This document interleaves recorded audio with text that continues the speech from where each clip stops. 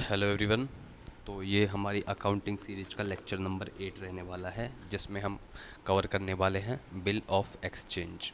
ये जो टॉपिक है ये बहुत इंपॉर्टेंट टॉपिक है, और मैं कुछ बातें बता देता हूँ लेक्चर शुरू करने से पहले, जिनको आपको ध्यान में रखना है। पहली चीज़, आपको सारे लेक्चर सीरीज़ में देखने हैं, पहले से स्टार्ट करना है, और उसके बाद दूसरा तीसरा ऐसे देखना है। ऐसे नहीं कि आप किसी डायरेक्ट लेक्चर पे आ जाए। अगर ऐसा है तो आपको कुछ समझ नहीं आने वाला, ये मैं पहले ही बता देता हूँ। दूसरी चीज़, आप वीडियो को 2x पे प्ले करके देखेंगे, 2x या 1.5x पे, जिससे मेरे लिखने की स्पीड आपके पढ़ने की स्पीड से मैच हो सके। तीसरी चीज़, इसके जो क्लास एनोटेशन है वो मैं टेलीग्राम में डाल दूंगा, इसकी पीडीएफ, और आप इसके नोट्स आपको क्लास के साथ में ही बनाने हैं। अगर आप नोट्स बना रहे हैं तो आप इसको 2x को स्किप करके आप नॉर्मल 1x पे इसको देख सकते हैं। और अगर आप इसके नोट्स नहीं बना रहे हैं तो रिकमेंड करूँगा 2x पे देख के अपना टाइम बचाए, जिससे लिखने की स्पीड आपके पढ़ने की स्पीड से मैच हो जाए। या फिर आप एक काम कर सकते हो, 2x पे वीडियो देख के पता लग जाएगा आपको इसमें कैसे कैसे नोट्स बनाना है, उसके बाद 1x पे देख के आप उसको वीडियो बना सकते हो, जिससे दोबारा रिवाइज भी हो जाएगा। तो इन चीज़ों को आप खास ध्यान रखें, और सबसे इंपॉर्टेंट चीज़ ये है, आपको सीरीज से देखना है। ठीक है, तो चलिए शुरू करते हैं हमारा बिल ऑफ एक्सचेंज का टॉपिक। सबसे पहले डेफिनेशन के साथ जाते हैं। जो डेफिनेशन इसकी लीगल डेफिनेशन है वो नेगोशिएबल इंस्ट्रूमेंट एक्ट 1881 में दी गई है।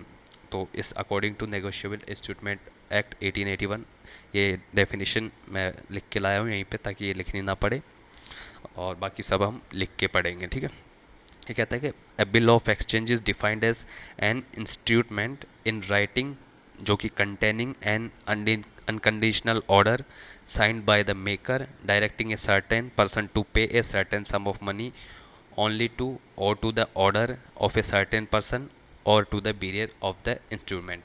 ये क्या है, आपको नहीं आ रही समझ, कोई बात नहीं, हम इसको अब सिंप्लीफाई करते हैं। देखो, तो सिंप्लीफाई करते हैं कि ये एक रिटर्न डॉक्यूमेंट है। ठीक है, बिल ऑफ एक्सचेंज क्या है, एक रिटर्न डॉक्यूमेंट है जिसमें ड्रॉवर होता है।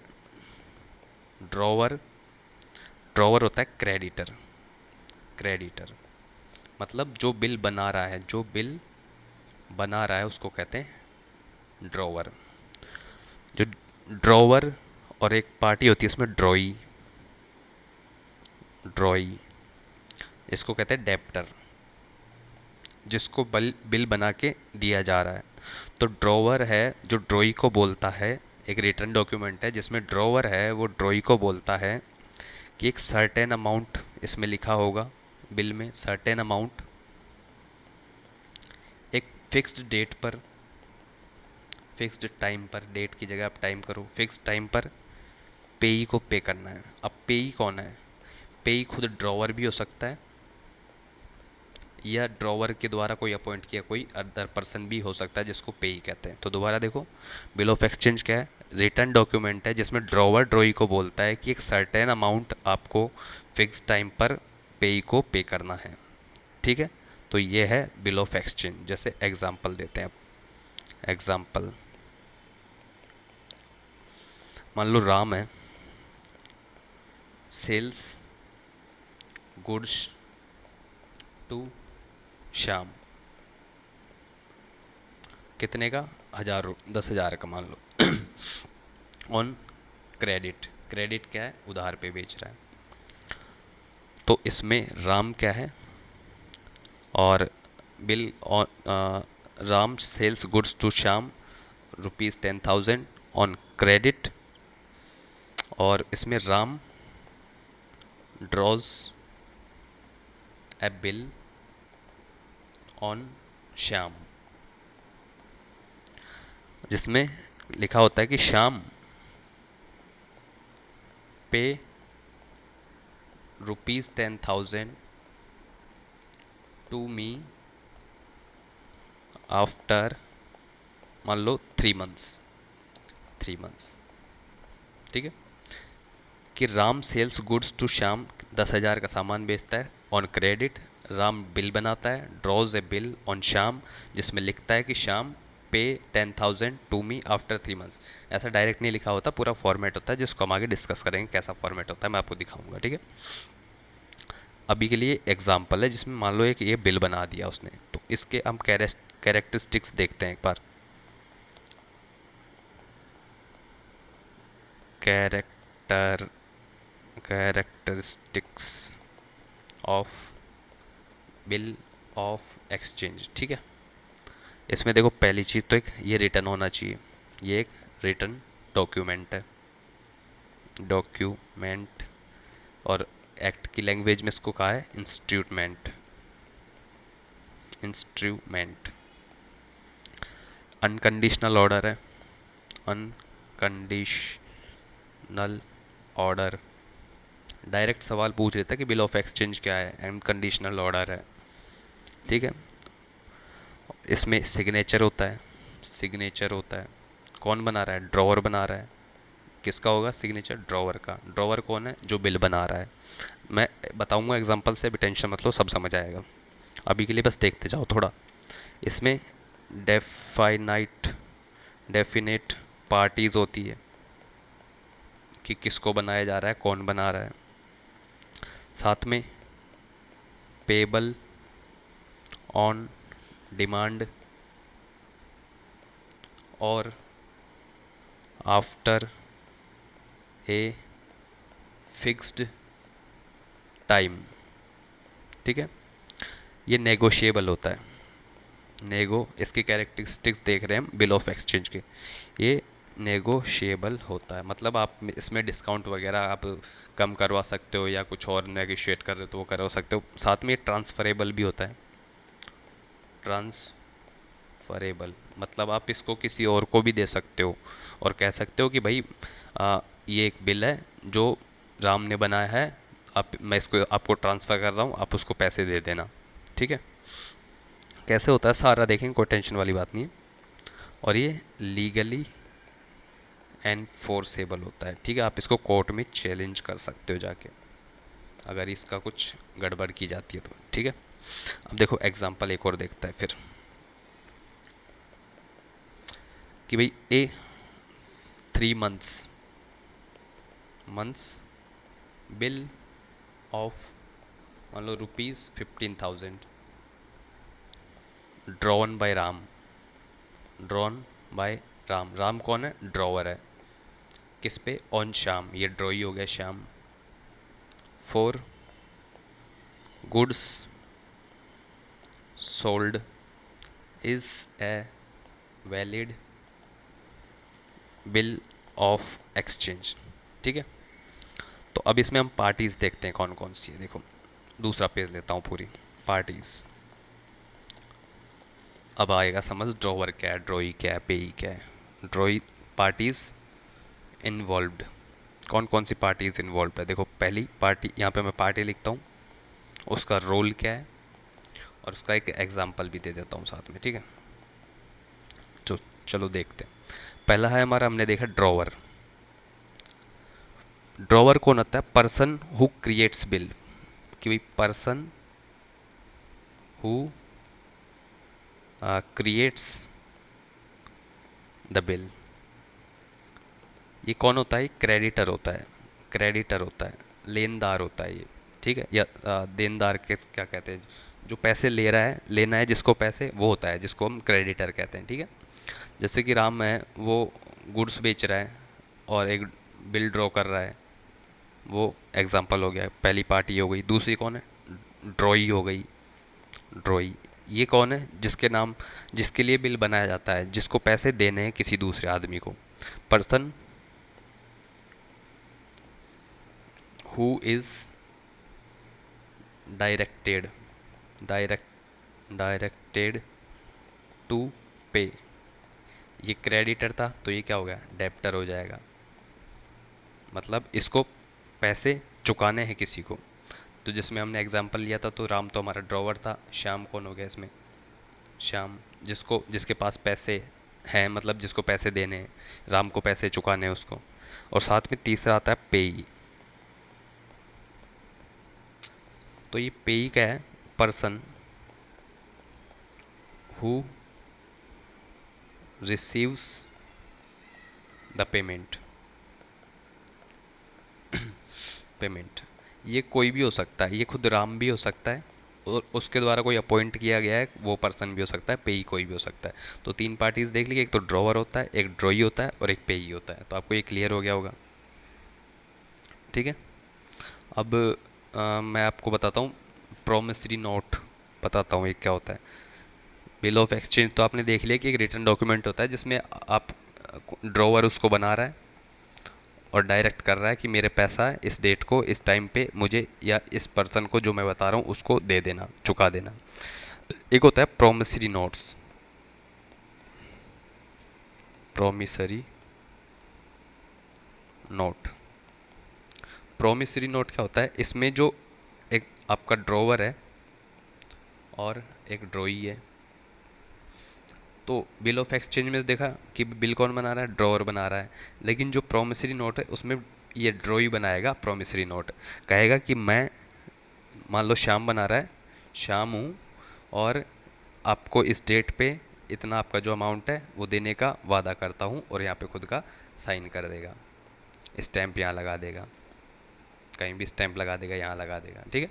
तो इसमें वो प्रॉमिस करेगा ड्रॉई ड्रॉवर को कि मैं आपको इस डेट को इतना पैसा देने के लिए प्रॉमिस करता हूँ।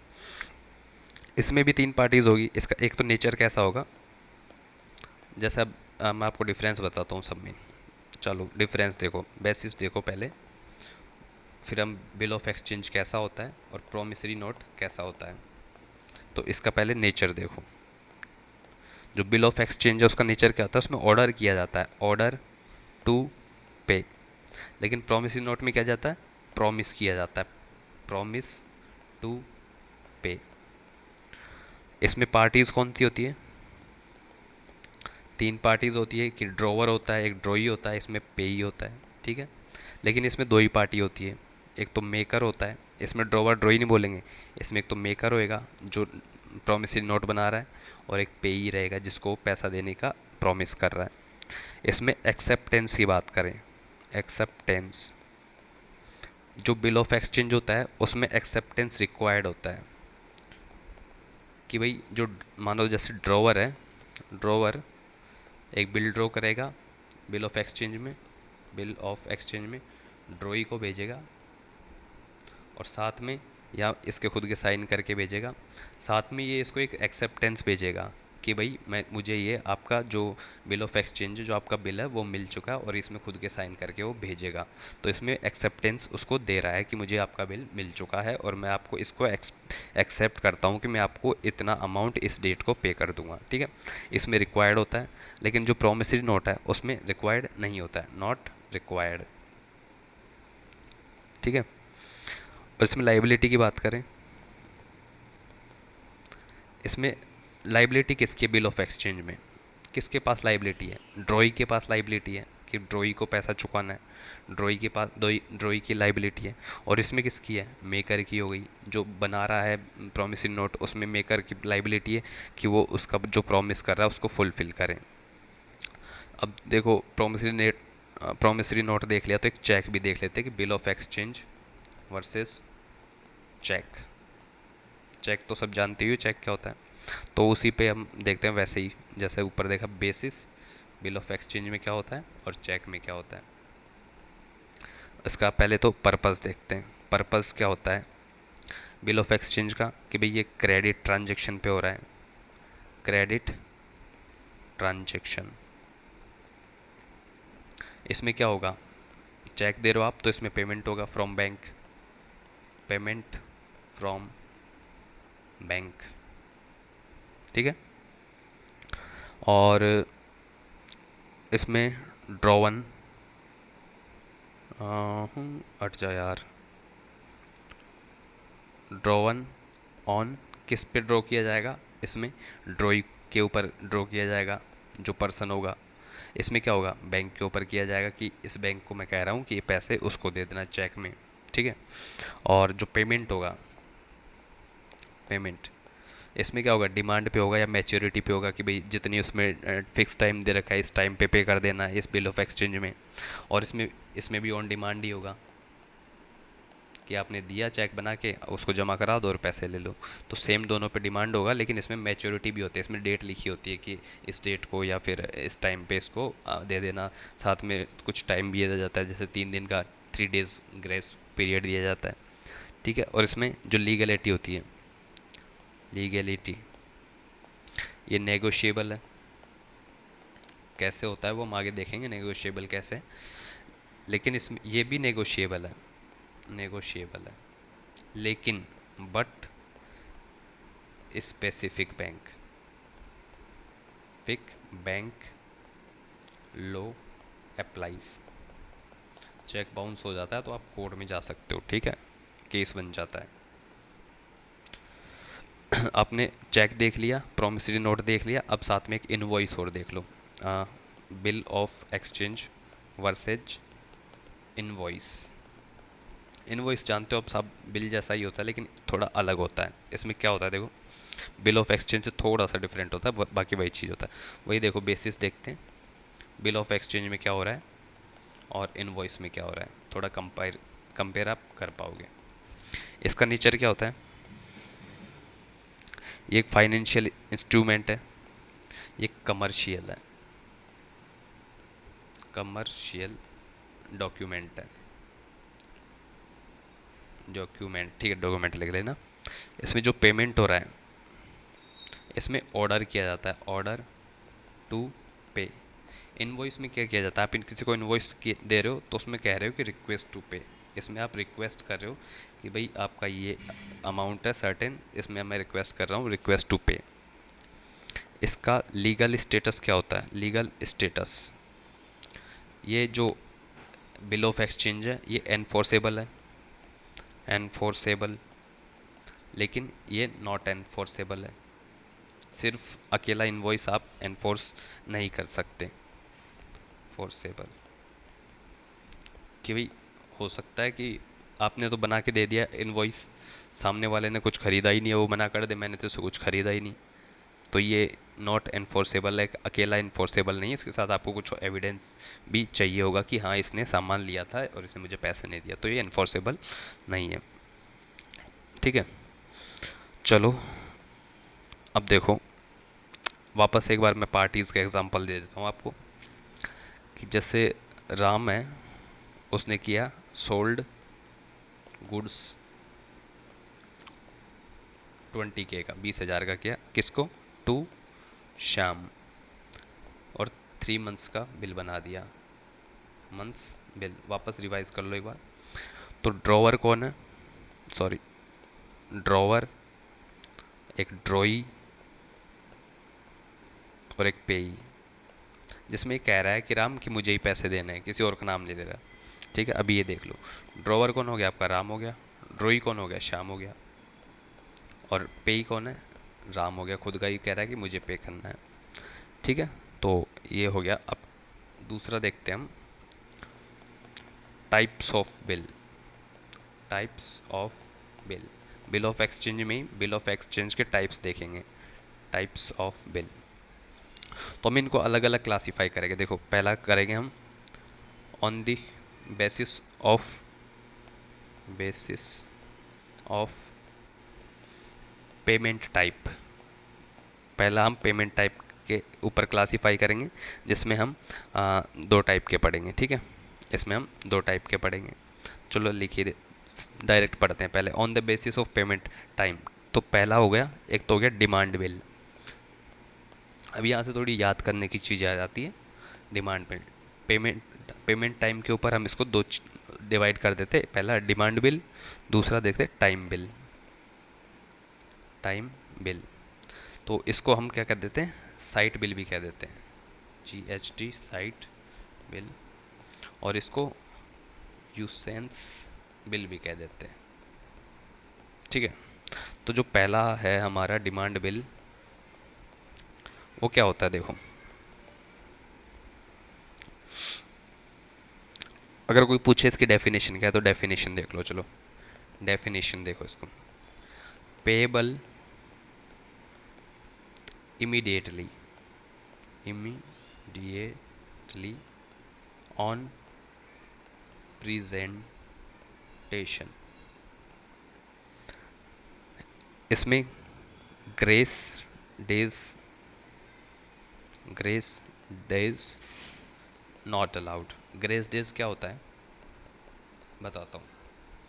आपने कुछ XYZ डेट दी, मान लो 1 दिसंबर 2025 की उसको डेट दी, 2025 की डेट दी, बिल में साफ लिख दिया कि 1 दिसंबर 2025 को, डिमांड बिल की बात कर रहे हैं हम, डिमांड बिल की, 1 दिसंबर 2025 को ये जो पेमेंट है मुझे आप पे करना। तो आप इसमें ऐसे नहीं कि आप 3 दिन जोड़ दो या 4 दिन जोड़ दो या 10 दिन जोड़ दो, नहीं, इस डेट को लिख दिया तो इसी डेट को आएगा, ये डिमांड बिल हो गया।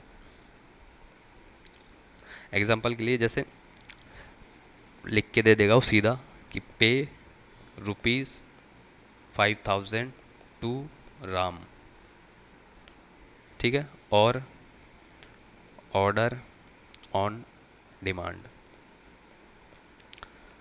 अगर रोहित शाम तुरंत पे करता है तो बिल ऑनर हो गया, बिल का ऑनर हो गया, मतलब उसका सम्मान हो गया।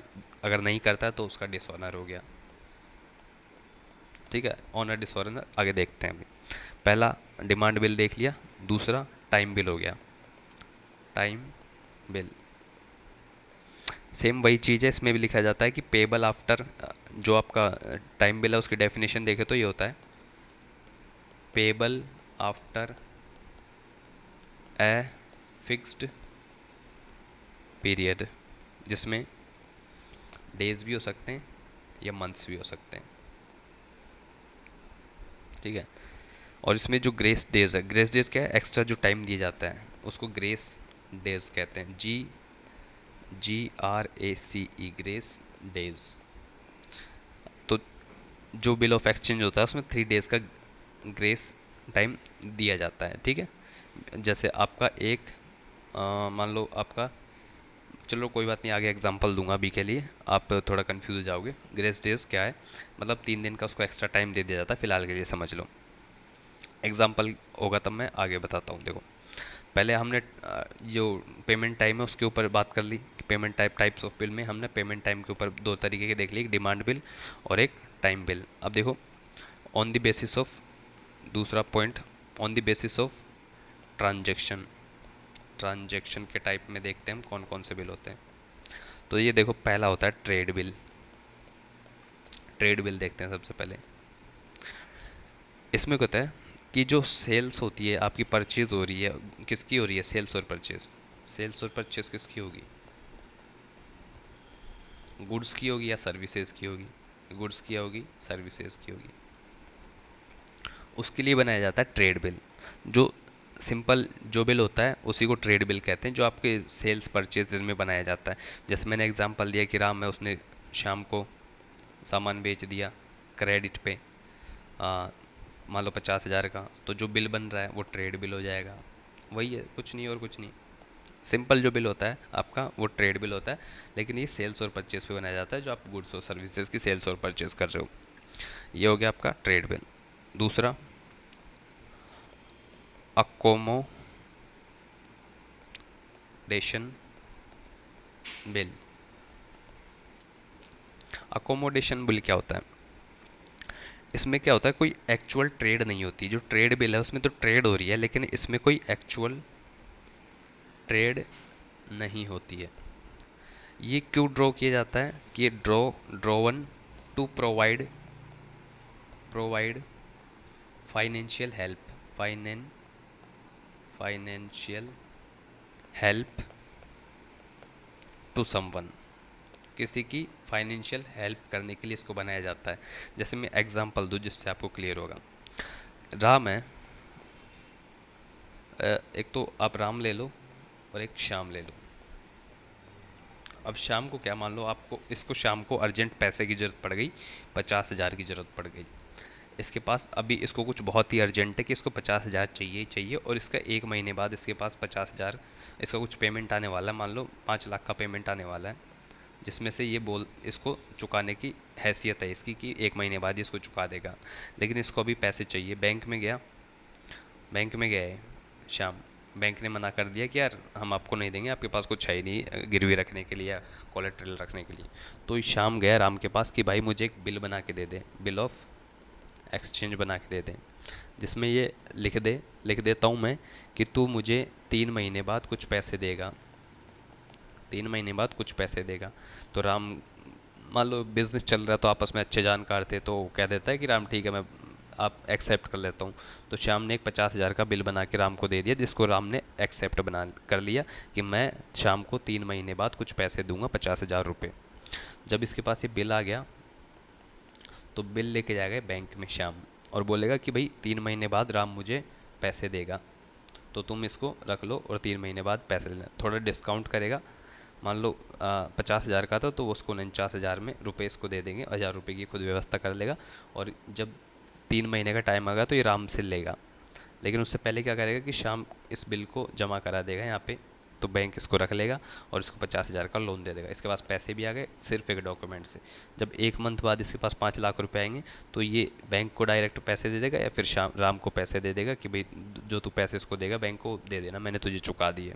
तो ये हेल्प, किसी की हेल्प करने के लिए बनाया जाता है, जिसको बोलते हैं अकोमोडेशन बिल। ठीक है, तो ये ट्रांजैक्शन के टाइप बेसिस पे हमने देख लिया। अब दूसरा देखो, बेसिस ऑफ, तीसरा बेसिस ऑफ प्लेस। इसमें हम दो टाइप के देखते हैं, एक तो इन लैंड बिल और बी दूसरा देखते हैं foreign bill. Foreign bill, inland bill क्या होता है, मान लो ए है जो बिल बना रहा है, बी के लिए बिल बना रहा है, ये दोनों एक सेम ही जगह रहते हैं, सेम कंट्री में रहते हैं, सेम कंट्री। बिल बनेगा सेम, जैसे हम जो बिल पढ़ रहे हैं वैसा ही बिल बनेगा, लेकिन ये दोनों ए और बी जो दोनों पार्टी वो सेम कंट्री में रहते हैं, तो ये हो जाएगा इनलैंड बिल। और मान लो ए है, ये इंडिया में बैठा है, और जो बी है वो मान लो यूके में बैठा है, यूनाइटेड किंगडम में बैठा है। तो ये जो बिल बनेगा, इस एड बिल बना के यूके में भेजेगा, तो ये जो बिल हो जाएगा वो फॉरेन बिल हो जाएगा, कि ये दोनों सेम कंट्री में नहीं है, सेम कंट्री में नहीं है, दोनों अलग अलग कंट्री में, तो इसको फॉरेन बिल हो जाएगा। ये बस छोटा सा यही डिफरेंस, और कुछ नहीं है। तो और देखो, एक होता है आपने अभी प्लेस के आधार पे देख लिया, और चौथा देखो on the basis of, on the basis of security. इसमें भी अब दो टाइप के पढ़ते हैं, एक तो होता है क्लीन बिल, क्लीन बिल, और दूसरा होता है documentary bill, documentary bill. Clean bill को मान लो आप इनवॉइस की तरह होता है, कि इसमें कोई सिक्योरिटी या डॉक्यूमेंट, कोई सिक्योरिटी या डॉक्यूमेंट इसमें अटैच्ड नहीं होता है, कोई सिक्योरिटी या डॉक्यूमेंट कुछ भी अटैच नहीं होता है। ये थोड़ा रिस्की होता है, जैसे बैंक अगर इसको ले रहा है, मान लो डिस्काउंटेड होते हैं, जो बिल ऑफ एक्सचेंज है वो डिस्काउंटेड भी होता है। डिस्काउंटेड का मतलब मैं पहले यहाँ समझा देता हूँ क्या। जैसे मान लो राम है और श्याम है,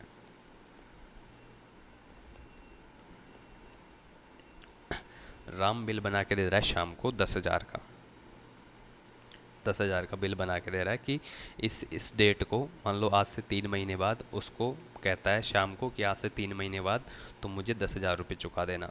ठीक है, तो राम ने बिल बना के दिया इसको, शाम के पास बिल आ गया। तो शाम के पास जो बिल आया, अब मान लो शाम के पास पैसे नहीं है, थोड़ा सा गड़बड़ हो रहा है यार, क्या हो गया, ड्रॉइंग बना के दे दिया, एक सेकंड रुको, थोड़ा डिफरेंट काइंड से इस बिल को बनाते हैं। ये प्रोमिसरी नोट है मान लो एक तरीके से, इसमें श्याम बिल बना के दे रहा है राम को, इसने सामान बेचा शाम को, गुड्स सोल्ड, और श्याम इसको एक बिल बना के दे रहा है, बिल ऑफ एक्सचेंज, कि भाई मैं आपको 3 महीने बाद ये पैसे दे दूंगा। प्रोमिसरी नोट बना के दे रहा है एक तरीके से, या फिर बिल ऑफ एक्सचेंज ही बना के दे रहा है, इनवॉइस बना के दे रहा है, जिसमें कह रहा है कि मैं आपको इस 3 महीने बाद 10,000 रुपये दे दूंगा। अभी राम के पास ये रखा है, तो राम को ये हक है कि ये बैंक में जा सकता है इसके लिए, इस बिल को लेकर, और कह सकता है कि मुझे 3 महीने बाद नहीं, आज ही पैसे चाहिए। तो बैंक क्या करेगा, इस 10,000 में से अपना कुछ कमीशन काट लेगा, तो मान लो उसको 9,500 रुपये दे देगा, तो ये 500 रुपये डिस्काउंटेड हो गया, इसी को कहते हैं डिस्काउंटेड। तो जो क्लीन बिल होता है उसमें कुछ डॉक्यूमेंट अटैच नहीं होता है, और बैंक इसको लेके थोड़ा रिस्की रहता है बैंकों के लिए, क्योंकि इसमें कुछ डॉक्यूमेंट है, अगर बैंक डिस्काउंट कर रहा है, डिस्काउंटेड प्राइस पे उसको बिल को ले रहा है, तो इसके लिए थोड़ा रिस्की रहता है क्योंकि इसमें कुछ डॉक्यूमेंट अटैच नहीं है। लेकिन जो डॉक्यूमेंट्री बिल होता है ये रिस्की नहीं रहता है, ये सिक्योरिटी प्रोवाइड करता है ड्रॉवर को या बैंक को, जो भी बना रहा है बिल और बैंक को, दोनों को, क्योंकि इसमें डॉक्यूमेंट अटैच्ड होते हैं कुछ भी। और जैसे इनवॉइस हो गया, शॉपिंग डॉक्यूमेंट्स हो गए, ये इसमें अटैच्ड होते हैं जो कि लीगली एनफोर्सेबल होता है इसमें, इसलिए ये थोड़ा सेफ रहता है। जबकि क्लीन बिल बिना डॉक्यूमेंट अटैचमेंट के रहता है, इसलिए ये थोड़ा रिस्की रहता है। ठीक है, अब देखो कुछ इंपॉर्टेंट टर्म्स देखते हैं। कुछ रह तो नहीं रहा है। ठीक है, हमने डॉक्यूमेंट्री बिल देख लिया, टाइप्स देख लिए बिल के। चलो अगला पेज लेता हूँ मैं। और अब हम देखेंगे कुछ इंपॉर्टेंट टर्म्स जो हम इतनी देर से डिस्कस किए जाते हैं। इंपॉर्टेंट टर्म्स देखते हैं। तो पहला तो देख तो एक्सेप्टेंस क्या होता है।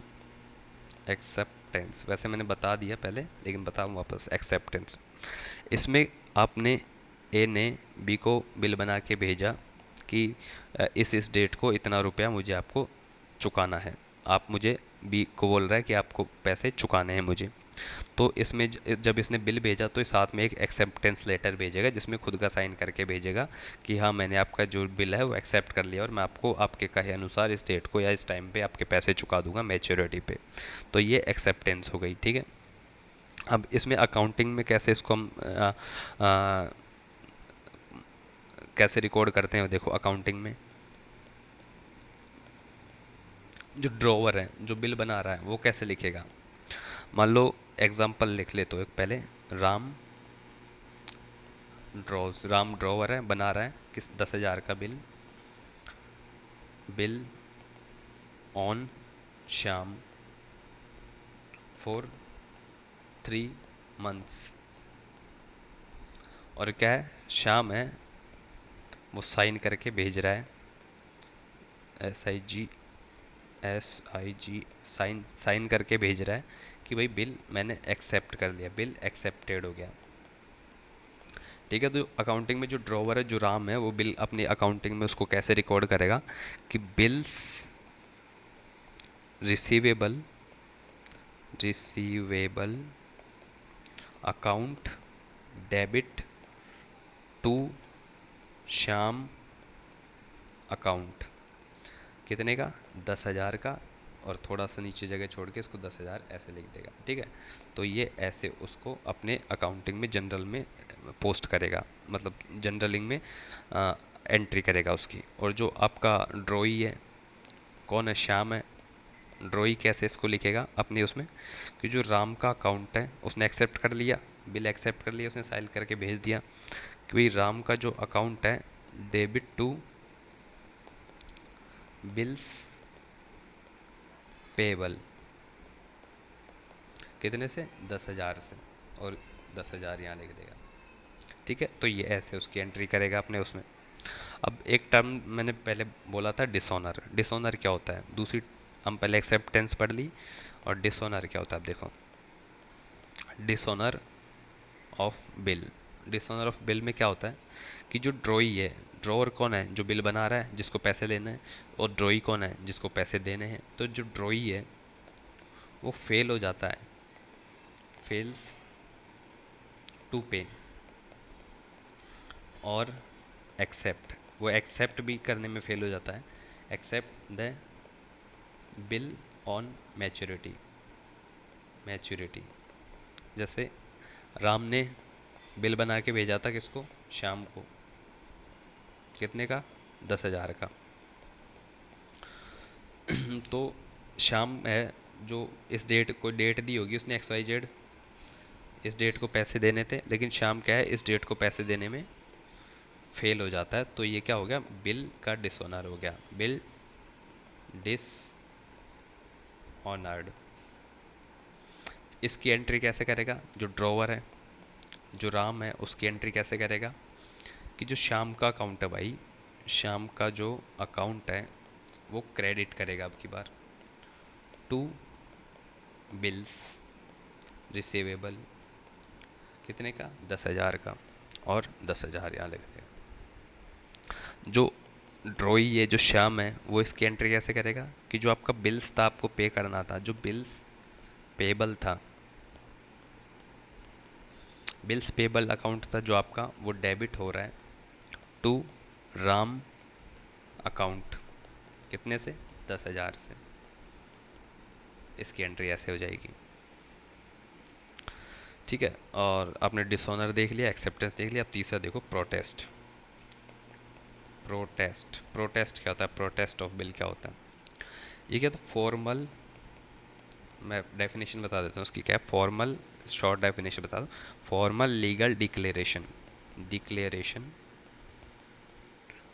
Of dishonour. कोई बिल था, वो डिसऑनर हो गया, तो उसका फॉर्मल लीगल डिक्लेरेशन है डिसऑनर बाय कौन करेगा? भाई नोटरी करेगा, जहाँ से आपने बिल को आपने वैलिड करवाया था, पब्लिक। तो जैसे एग्जांपल से समझो इसको कैसे होगा। कोई बिल था जो राम ने श्याम के लिए बनाया था, वो 10,000 रुपये का कोई बिल था, वो हो गया डिसऑनर, डिसऑनर्ड।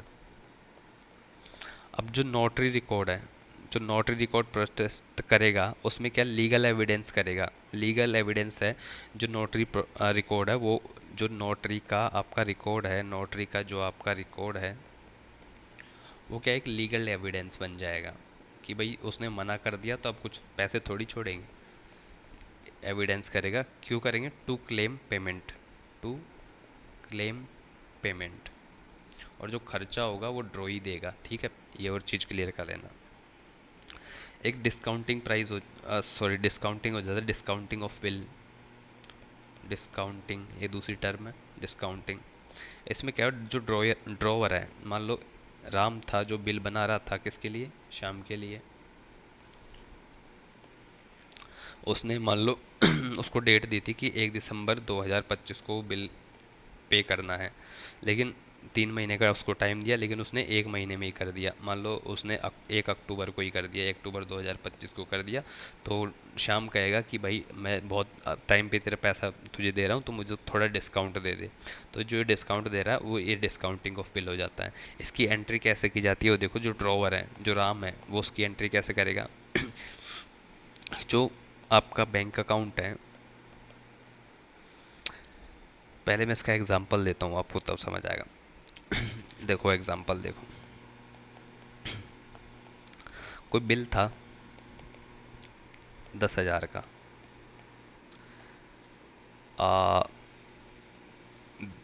एग्जांपल छोड़ो, चलो इसको भी रहने दो, आप डिस्काउंटिंग को थोड़ा ये बैंक के पर्सपेक्टिव से देखेंगे हम थोड़ा।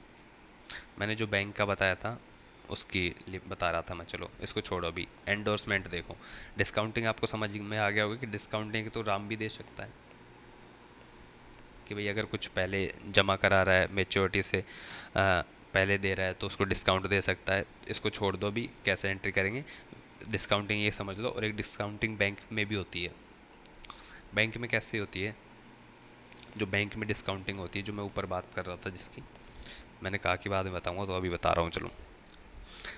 कि जो ड्रॉवर है उसके पास क्या है? एक्सेप्टेंस लेटर है, एक टेंस लेटर है।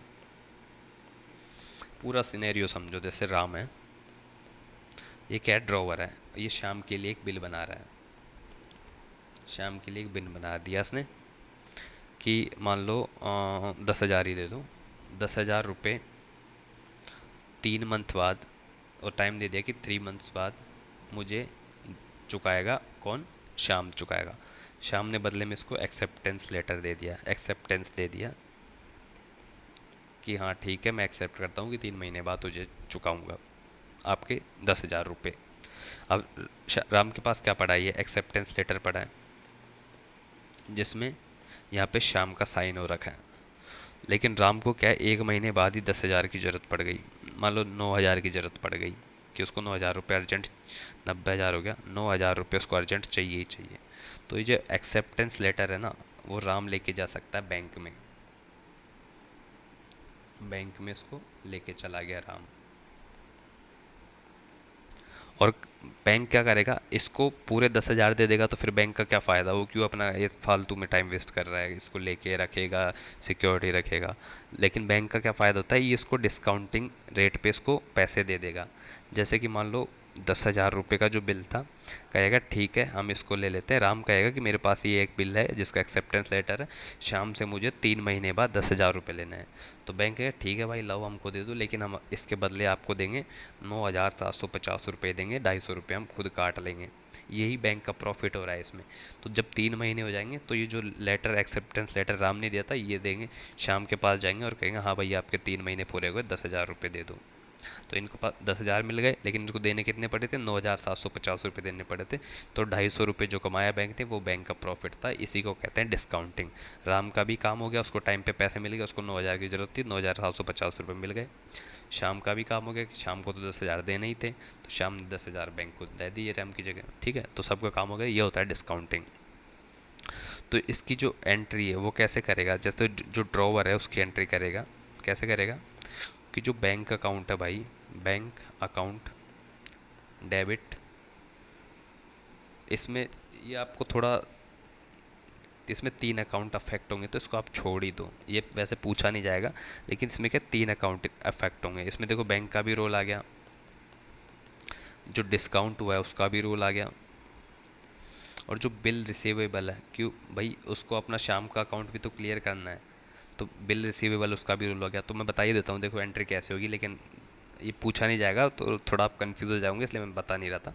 लेकिन ठीक है मैं बता देता हूँ। इसमें जो ड्रॉवर है वो कैसे एंट्री करेगा, इसमें 3 अकाउंट अफेक्ट हो रहे हैं कि भाई बैंक का जो अकाउंट है, बैंक ने उसके बैंक अकाउंट में पैसे डाला, बैंक से पैसे लिए, तो उसको रिकॉर्ड भी तो रखना पड़ेगा कि मैंने बैंक से पैसे लिए थे। आज से 1 साल बाद क्या पता उसको 5-7 बार ऐसे उसने कर दो, याद थोड़ी रहेगा कि किसको किससे पैसे लिए थे, किसका अकाउंट क्लियर करना है। और शाम का अकाउंट भी क्लियर कर रहा है, मान लो उसने लिखा ही नहीं कि मैंने इसका जो बिल था, एक्सेप्टेंस लेटर था, उसको दिखा के तो बैंक से पैसे लिए, तो शाम से भी पैसे लेने पहुंच जाएगा। शाम का भाई मैंने तो बैंक को दे दिए।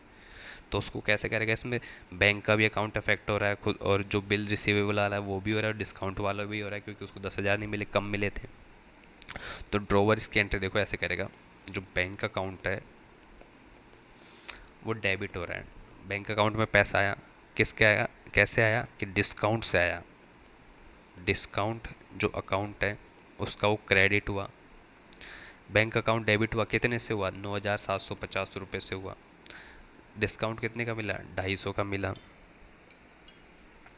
ठीक है, और जो to bills receivable, receivable account, ये क्रेडिट हुआ करना है तो ये 10,000 होगा, और इसमें मेंशन कर देगा कि ये शाम के लिए। तो देखो 3 अकाउंट अफेक्ट हो रहे हैं, इसलिए मैं आपको बता नहीं देता, आप कन्फ्यूज जाओगे। तो छोड़ो, अगर आपको समझ आ रहा तो ठीक, नहीं तो कोई बात नहीं, ये पूछा नहीं जाएगा। ठीक है, डिस्काउंटिंग पढ़ लिया। अब एक एंडोर्समेंट देखते हैं। ये टर्म है जिनको आपको याद करना ही पड़ेगा कि एंडोर्समेंट क्या है। मैं एग्जांपल साथ में दे रहा हूँ जिससे याद हो जाएगा। ठीक है, अरे यार कॉल आ रहा है बार बार। एंडोर्समेंट, अरे यार रुको यार, कॉल कर रहे हैं, रुक ही नहीं रहे। एंडोर्समेंट देखो क्या होता है। डेफिनेशन देखो आप पहले इसकी definition. Transfer of bill by payee, जो पेई है to another party, another party. इसमें एक पार्टी का और रोल आ जाता है। देखो मान लो राम था, उसने जो सामान बेचा था किसको बेचा था, शाम को। डिस्काउंटिंग से थोड़ा अलग है, बैंक के केस में डिस्काउंटिंग यूज़ होता है, एंडोसमेंट में नहीं होता। इसमें इसको बिल बना के दे दिया, एक्सेप्ट कर लिया कि हाँ 10,000 रुपये मैं तुझे 3 महीने बाद दूंगा। अब राम को क्या पैसे की ज़रूरत है, तो राम का एक दोस्त है, कौन है, मान लो मोहन उसका दोस्त है। तो मोहन के पास जाएगा और कहेगा कि भाई ये ले एक्सेप्टेंस लेटर, और शाम से 3 महीने बाद पैसे ले लेना तू 3,000 रुपये, अभी मुझे 3 महीने बाद पैसे ले लेना 10,000 रुपये, अभी मुझे 10,000 की सख्त जरूरत है तो मुझे दे दे। तो राम मोहन क्या है, इसको 10,000 रुपये दे देगा और 3 महीने बाद शाम से जाके पैसे ले लेगा 10,000। तो इसी को एंडोर्समेंट ऑफ बिल कहते हैं। ठीक है, तीसरी टर्म है वो, सिक्स्थ टर्म देखो, ड्यू डेट। ड्यू डेट या मैच्योरिटी डेट, मैच्योरिटी डेट, ये क्या होती है, ड्यू डेट मैच्योरिटी डेट वो होती है जिस पे आपको पैसे पे करने हैं, date on which payment is due. जब आपको पैसे जिस डेट को देने हैं वो ड्यू डेट होती है, मैच्योरिटी डेट होती है। जैसे एग्जांपल देखो, एक बिल है जो डेटेड है 1 अक्टूबर 2025 का, जिसमें 3 मंथ्स का उसको टाइम दिया है और ड्यू डेट दी है मान लो उसने, तो 1 अक्टूबर 2025 का, तो 3 महीने बाद कौन सी डेट होगी, नवंबर दिसंबर जनवरी, 1 जनवरी 2025 को उसको पैसे देना है, तो ये उसकी ड्यू डेट हो गई 1 जनवरी 2025। लेकिन इसमें ग्रेस डेज लगता है, ग्रेस लग जाता है, ग्रेस डेज होता है 3 डेज का, 3 डेज का। तो जो मैच्योरिटी डेट हो वो अलग हो जाएगी ड्यू डेट से। मैच्योरिटी डेट है वो 1 जनवरी, 1 जनवरी प्लस 3 डेज मतलब 4 जनवरी उसकी मैच्योरिटी डेट हो जाएगी। ये है ड्यू डेट और मैच्योरिटी डेट। ठीक है यार, कॉल आ रहा है तो फटाफट देखो ख़त्म करते हैं हम क्लास को, या फिर 2 पार्ट में कर दें हम इसको। बताओ। वैसे लंबा वीडियो हो जाएगा तो मैं इसको एक काम करते हैं 2 पार्ट में कर लेते हैं। आपने यहाँ तक पढ़ दिया तो अब इसको हम आगे मैं थोड़ा और बता देता हूँ, एक चीज़ और दे देते हैं। इसमें हम अकाउंटिंग ट्रीटमेंट कैसे करते हैं बिल ऑफ एक्सचेंज को। देखो अब यहाँ से असली अकाउंटिंग शुरू हो रही है। वैसे आपका जो ईपीएफओ के लिए जितना ज़रूरी था वो हो चुका है, लेकिन थोड़ा डेप्थ में चले जाते हैं हम, पूछ ले तो क्या पता। तो अकाउंटिंग ट्रीटमेंट कैसे होता है। जो अकाउंटिंग एंट्रीज डिपेंड करते हैं किस पे, ड्रॉवर पे और ड्रॉई के परस्पेक्टिव पे, कि कैसे उन चीज़ों को देख रहे हैं। तो हम सब कवर करेंगे, क्या क्या करेंगे। एक तो एक्सेप्टेंस, ऑनर, डिसऑनर, डिस्काउंटिंग,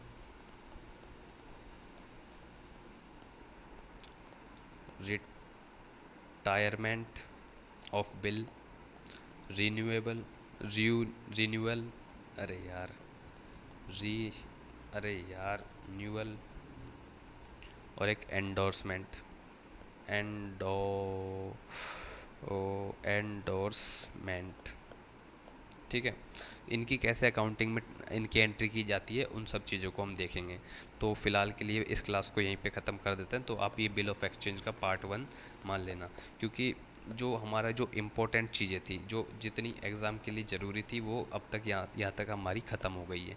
जो जो हमारा पार्ट 2 रहेगा बिल ऑफ एक्सचेंज का, उसमें हम कैसे इनको अकाउंटिंग ट्रीटमेंट कैसे किया जाता है वो सब देखेंगे। तो फिलहाल के लिए अगर आप यहाँ तक भी पढ़ते हो तो एग्ज़ाम में इससे बाहर क्वेश्चन नहीं जाएगा, लेकिन आपको थोड़ी और डेप्थ नॉलेज चाहिए, कोई एमसीक्यू में आपसे कोई टेस्ट सीरीज में कोई सवाल आ गया तो आपसे नहीं हो रहा है, आपको उसको बनाना है, तो इससे आगे का वीडियो आप तब देख सकते हैं, जिसमें मैं बता देता हूँ क्या क्या करने वाले हैं। तो एक हम इसकी एंट्री कैसे करती हैं वो चीज़ देखेंगे।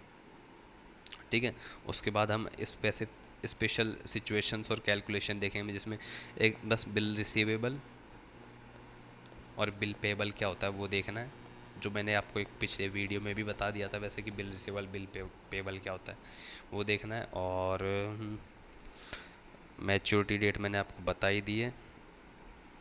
बस यही था, एक ये चीज़ है, और जो जो नेक्स्ट लेक्चर है उसमें इनको इनका ट्रीटमेंट कैसे, अकाउंटिंग ट्रीटमेंट कैसे होता है, इनकी कैसे एंट्री की जाती है वो सब देखना है। बाकी जो इंपॉर्टेंट चीज़ थी पार्ट 1 में कवर हो चुकी है, पार्ट 2 ना भी देखो आप तो भी चल जाएगा, लेकिन मैं बना के डाल दूँगा। ठीक है, अगर आपको डेप्थ इंटरेस्ट ही लेना है, आपको देखना है ये किन की अकाउंटिंग एंट्री कैसे की जाती है, पार्ट 2 आप देख लेना। जो ईपीएफओ के लिए जो आपका एग्ज़ाम में पूछा जाएगा उसका काम पार्ट 1 में यहाँ इस वीडियो में ख़त्म हो गया, इससे बाहर कुछ नहीं पूछा जाएगा। ठीक है, तो थैंक यू सो मच। मुझे भी थोड़ा एक अर्जेंट काम है, इसलिए मुझे इस क्लास को यहीं ख़त्म करनी पड़ेगी।